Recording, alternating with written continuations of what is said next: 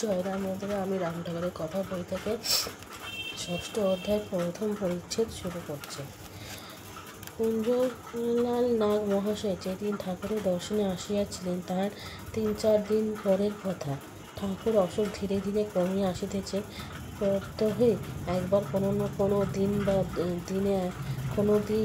বা 2বার তাহাকে দেখিতে আসিয়াছে। সেই দিন প্রাতঃকালে ঠাকুরের দর্শনে আসিয়াছিলাম।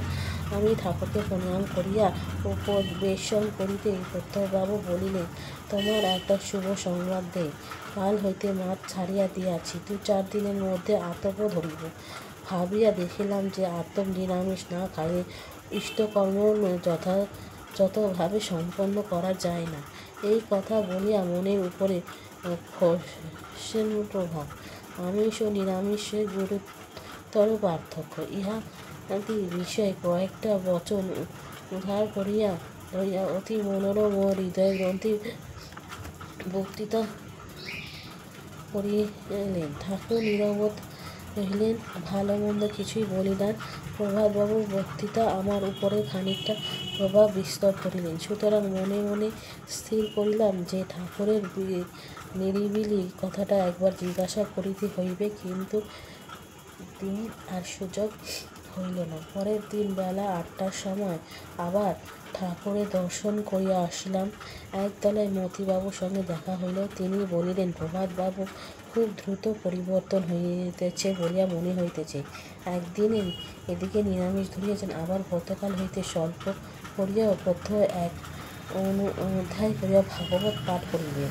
ঠাকুর যখন উপস্থিত থাকে তখন তাহাকে শুনাইয়া ভাগবত পাঠ করিবেন স্থির করিয়াছেন। এখন উপরে ঠাকুরঘরের পাঠই চলিতেছে। আমি আগ্রহ সহকারে উপরে যাইয়া দেখিলাম, বাস্তবিকই প্রভাতবাবু নিবিষ্ট মনে ভাগবত পড়িতেছেন এবং 3-4 জন ভদ্রলোক বসিয়া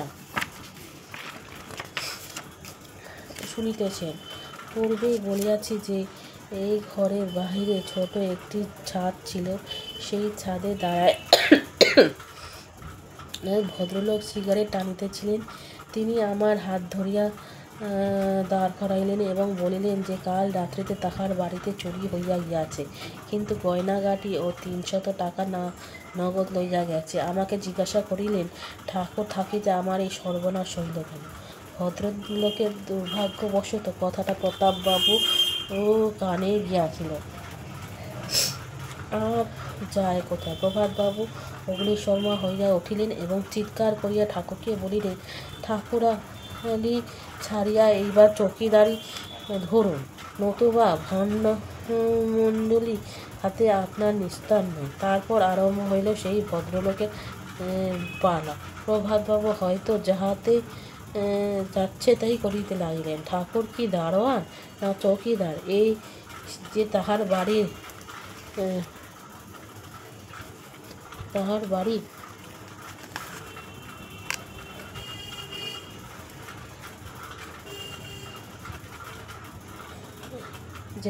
বাড়ি খবরদারি করিবে? তিনি কি এই সব মতলব লইয়া ঠাকুরের কাছে আসিয়াছেন? তবে যেন আর ভবিষ্যতে না আসেন, নতুবা খুনাখুনি হইয়া যাবে, ইত্যাদি ইত্যাদি। যতক্ষণ এইরূপ চলিতে বলিতে পারিব না, কারণ প্রভাতবাবু অত্যন্ত চটিয়া গিয়াছিলেন এবং তাহার মুখে একবার ছুটিলে সহজে বন্ধ হয় না।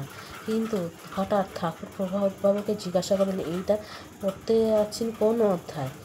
আমরা সকলেই হাসিয়া উঠিলাম। প্রভাতবাবু চমক ভাঙিলে এবং মনে হইল যে তিনি অত্যন্ত লজ্জিত হইয়া পড়িয়াছেন। হাত উঠাইয়া ভগবান খানা ঠাকুরের বিছানার উপরে ফেলিয়া রাখিয়া ঘর হইতে বাহির হইয়া আসিলেন এবং এই ভদ্রলোককে সঙ্গে লইয়া নিচে চলিয়া গেলেন। আমিও সঙ্গে সঙ্গে চলিয়া গেলাম। আজকের এই ভিডিওটা এইটুকুনি। আমি পরবর্তী অংশ আপনাদের পরের ভিডিওতে পড়ে শোনাবো। আর আমার এই প্রচেষ্টাটা ভালো লেগে থাকলে আমার চ্যানেলটা লাইক, শেয়ার, সাবস্ক্রাইব করবে, কমেন্টস করবে। জয় রাম।